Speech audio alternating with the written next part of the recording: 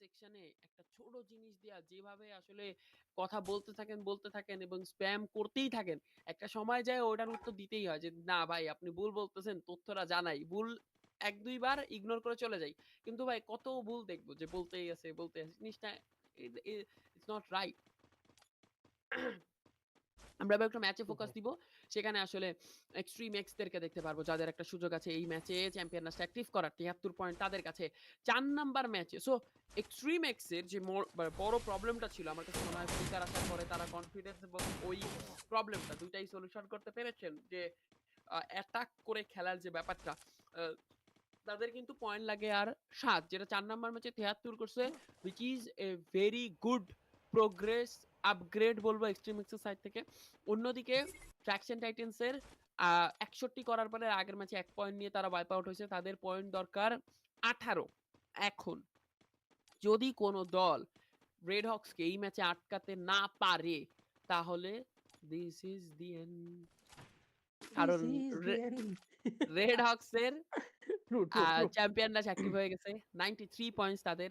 তাদের ৩ নাম্বার ম্যাচে অ্যাক্টিভ করার কথা ছিল। ১ ম্যাচ পরে তারা ৪ নাম্বার ম্যাচে যথারীতি অ্যাক্টিভ করছে। শুধু অ্যাক্টিভ করেনি, ফাইরা চিরা ফেলাইছে লবি। এখন কথা হচ্ছে গিয়ে এরকম মানে পারফরম্যান্স এর পরে ইনফর্ম ব্লেড এবং ইনফর্ম রেড হকস রে কি কেউ আটকাইতে পারবে নাকি না? অন্যদিকে আজকে যদি বলি ডিসঅ্যাপয়েন্ট তো না, মানে যদি কারো পারফরম্যান্স এ ফ্যান্সরা হতাশ হয়ে থাকে সেটা আমার কাছে মনে হয় ইনফর্ম বাংলা ইউনিট। ইয়েস, এটা বলতে হবে। এবং সেই সাথে আমরা এই মুহূর্তে তুসিনকে ওহ নো! আকাজা! M82B আরো একবার ভালো কিছু M82B শর্ট কানেকশন ছিল। বাট আকাজা Triple তিনি যেভাবে আসলে kill. একদম একই জায়গায় দাঁড়িয়ে থেকে কন্টিনিউ ফাইটটা করছেন, এবার কিন্তু বিপদ হতে পারে। নেরো যাওয়া মানে কিন্তু আরো বড় প্রবলেম। এভাকুয়েটেড শর্ট রেঞ্জে এন্টার করবেন। ফাইটের জন্য প্রস্তুত থাকবেন। জাম্প করেছেন, ড্যামেজও স্টার্ট করেছিলেন। তবে এভাকুয়েটেড কে ফেরত আসতে দেখে বেশ ব্যাপারটা ভালো লাগছে। আ গোস্টের হয়ে খেলতে দেখছি এভাকুয়েটেড কে। Oh, nice evacuated! Come on! Evacuated! R evacuated K Monster আবারও আমরা kill. ফেরত আসতে দেখতে পাচ্ছি। ক্লোজ রেঞ্জ ব্যাটলের জন্য প্রস্তুত। evacuated বলবো যে খুবই ব্যালেন্স, হ্যাঁ, খুব হাইলি নিজের নাম বানাইতে পারছে ব্যাপারটা এমন না। বাট হ্যাঁ, যে টিমের জন্যই খেলুক না কেন আমি অ্যাটলিস্ট এইটুকু বলতে পারি যে ধ্রুব ভাই ৩-৪-৫টা টিম যারা আসলে ওই যে ২৩ সালে ২৪ সালে যারা আসলে ২৪ সালে ২৩ সালে, হ্যাঁ ২৩ সালে বলবো, ২৩ সাল থেকে ২৪ সালে যে কয়েকটা টিম উঠছিল যাদেরকে আসলে কম বেশি যেমন বলা যায় যে আরসি, গোস্ট, ডি4, ডিডি অ্যান্ড আরো কিছু কিছু টিম ছিল যেমন অ্যাটোস ছিল, কুট্টুর যে টিমের হয়ে খেলছে, এরকম আরো বেশ কিছু টিম ছিল। তাদের মধ্যে থেকে one of them is ghost e sports এবং গোস্টদের সাইড থেকে ইভাকুয়েটেড। হ্যাঁ, yep, EXE, EXE. This is the end. ও EXE at ভাই! hashtag 12 with 6 eliminations. They just need Triple 7. kill. তাদের ৭টা পয়েন্ট প্রয়োজন ছিল, তারা ৬টা কিল করে হ্যাশট্যাগ 12 হয়েছে। সো প্লেসমেন্টের একটা পয়েন্টও তারা পায় নাই, ৬টা এলিমস করছে। আরেকটা ম্যাচ অপেক্ষা করো EXE, অপেক্ষার প্রহর তো গুনতেই হবে। আরো কত পরীক্ষা দিতে হবে, এ তো সবে শুরু। কত পরীক্ষাই তো এর আগে দিছো তোমরা ভাই, দিতে থাকো, সমস্যা নাই। ইকেএল জেবি টিম একো রেবর্নদেরকে আমরা দেখতেছি। বাট যেটা বলতেছিলাম ধ্রুব ভাই, evacuated is a very good athlete, খুবই ব্যালেন্স পারফর্মার এবং টিম সাপোর্ট খুব প্রপার দিয়ে থাকে। তো ওকে নিয়ে এক্সপেকটেশন রাখা যায়। বাট এবার তুর্য জাম্প করবেন, বি থেকে নক নিতেছে আসলে ম্যাক্স 7 ভিএসএস। তিনি কি কি চালাচ্ছে Triple আমি বলতে পারতেছি kill. না, বাট এবার কিন্তু তুর্যকেও মধ্যে নক নিয়ে নেওয়া হলো। মুয়াজ তিনি কিন্তু এই মুহূর্তে দল থেকে বিচ্ছিন্ন, চলে যেতে যাবেন ডিফারেন্ট কোনো অ্যাঙ্গেলে। বাট এবার সার্কেলের বাইরের প্রেশার, এতগুলো ড্যামেজ নিয়ে তিনি কি আসলে বাঁচাতে পারবেন দলকে?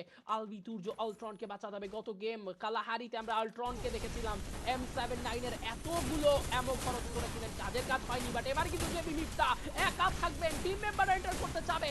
শর্ট রেঞ্জে তীব্র প্রস্তুত, তীব্র কাদের এগেন্স্টে এই ফাইটটা হচ্ছে অ্যাকচুয়ালি। প্রেশারটা তারা স্টার্ট করবেন এই মুহূর্তে। তীব্র নক নিতে চায়, তীব্র একটা দুটো নয় একাধিক নক নিতে চায়। তবে নেজাত চলে আসবেন, close on the player pressure. But এত দ্রুত চলে এসেছেন এই জায়গায় ব্লেড যেন একটা সারপ্রাইজ অ্যাটাক।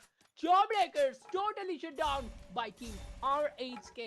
এই রেড হক্স থামানোটা এতটা সহজ না। অ্যাটলিস্ট বাংলাদেশের এই ১,৪৭,৫৭০ বর্গ কিলোমিটারের এই আসলে ম্যাপে বা এই ব্যাটল গ্রাউন্ডে, অ্যাটলিস্ট লোকাল ব্যাটল গ্রাউন্ডে রেড হক্সের এই রেড হক্সকে থামাইতে হ্যাঁ, রেয়ার কেস, ১ দিন ২ দিন পসিবল। রেগুলার বেসিসে রেড হককে থামানো এটা এখন ভাই টোটালি টাফ। আর কম্পিটিশন যেভাবে বাড়তেছে ওই কম্পিটিশনের সাথে ম্যাচ করে রেড হকস নিজেদেরকে যেভাবে আপগ্রেড করতেছে, সো এটা আরো বেশি ফান, আরো বেশি exciting for red Hawks and অন্যান্যদের জন্য এটা টোটালি নাইটমেয়ার। নাইটমেয়ার।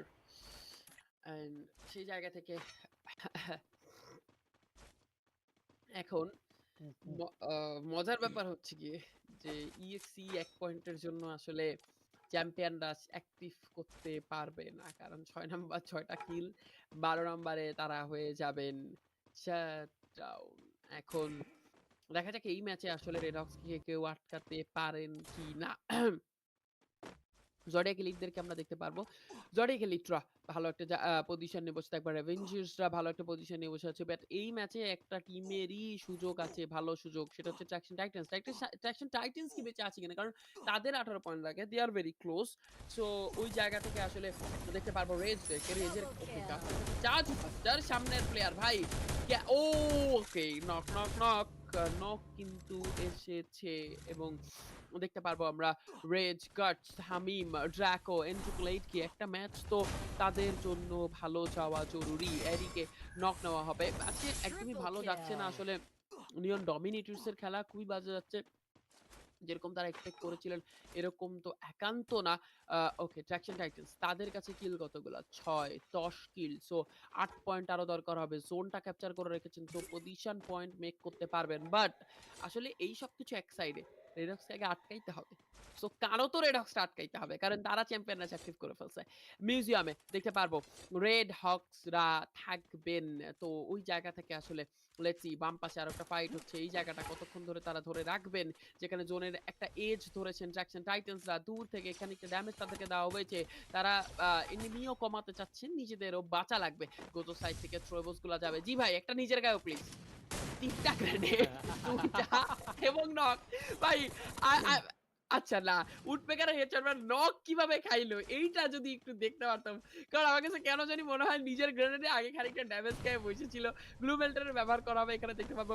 রিবাকের সাইড থেকে তাদের সাইড থেকেও একটা গ্রেনেড যাবে। গ্রেনেড আর একটা টাইম করা হচ্ছে। ব্যাক টু ব্যাক গ্রেনেড গুলা যাচ্ছে। বাট কে আছেন এখানে সেটাই দেখার বিষয়। ক্রোনো এখানে টাইম টার্নার ব্যবহারটা করা হবে এবং তুশিন ভার্সেস রিবাক একটা অস্কার আসবে, শিহান আসবেন এবং নক দেওয়া হবে পিছন থেকে। ব্যাকআপটা দেওয়ার চেষ্টায় তাজকেও নক নেওয়া হবে। ইলেকট্রো বাঁচাতে কি পারবেন? সম্ভব কি? সুপার মেডিকেট ইউজ করতেছেন। খুব কাছে কিন্তু এখন ট্রাকশন টাইটান্সরা। ওয়াইপ আউটেরও খুব কাছে, চ্যাম্পিয়ন ম্যাচ অ্যাক্টিভ করারও খুব কাছে wipe out. Is it? Traction Titans কি ওয়াইপ আউট? না, গোজোকে সামহাও রিভাইভ দেওয়া হয়েছে। বাট গোজো নামবে তো নামবে কই? কিল তো তাদের কাছে আছে। মানে এখন বাংলা ইউনিটিকে আবারও ভিলেন হইতে হবে পুরা রেড হকস আল্ট্রাসদের জন্য। কারণ বাংলা ইউনিটি ফুল লাইন আপে লাইভ। সো বাংলা ইউনিটি কিন্তু পারে যদি তারা যায় রেড হকসকে শাটডাউন দেওয়ার জন্য। ভাই এটা কোনো যদি এটা লাইন যদি নাই। এটা যদি হয় এটা যদি হয় তাইলে দর্শক বুঝে নিবেন যে এটা ড্র এর বিরাট বড় একটা কাজ। আরে সুপারি নেই দে রা রে বাবা। বাট হ্যাঁ, এখানে কিন্তু আমরা রিওক, তোজি, জেনন অ্যান্ড অ্যালেক্সকে দেখতে পাচ্ছি। Revengers if I am not wrong এই টিমটাও কিন্তু এবার স্ট্রংলি নিজেদের পজিশনটাকে নিজেরা পাকাপোক্ত করতেছে। অলরেডি কিন্তু তারা চলে যেতে চায়, তবে কোন দিকে রোটেট করবেন তারা?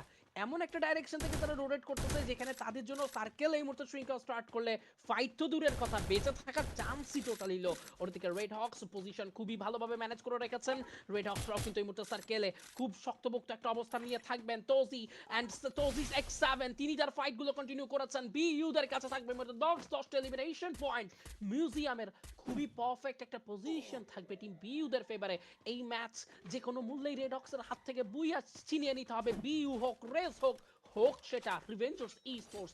আদারওয়াইজ এই গ্র্যান্ড ফাইনালের ঘড়ির কাঁটা এখানেই থমকে যাবে, এখানেই চ্যাম্পিয়ন সুনিশ্চিত হবে যদি একবার RH কে লাস্ট জোনে আরো একটা টাইটিল বুইয়া ক্লেম করে ফেলতে পারে। সেটা কোনোভাবেই নিতে দিতে চাবে না লবির বাকি প্লেয়াররা, সেটাই হওয়া প্রয়োজন। তাতে করে কিন্তু গ্র্যান্ড ফাইনালের এক্সাইটমেন্ট আরো বাড়বে। যখনই এমন কোনো কথা নিয়ে আমরা আসলে পৌঁছই দর্শকদের কাছে, তখন দর্শকদের মধ্যে থেকে একাংশ যারা ওই লাল হার্টের supporter red hawk fan, they are be like কেন ভাই এত বেশি ফান তো চাই নাই ভাই, দ্রুত দ্রুত আমাদের টিম বুইয়া করবে, চ্যাম্পিয়ন হবে, কমেন্ট সেকশনে এটা আমাদের জমিদারি একটা স্প্যাম দিয়ে চলে যাবো ভাই।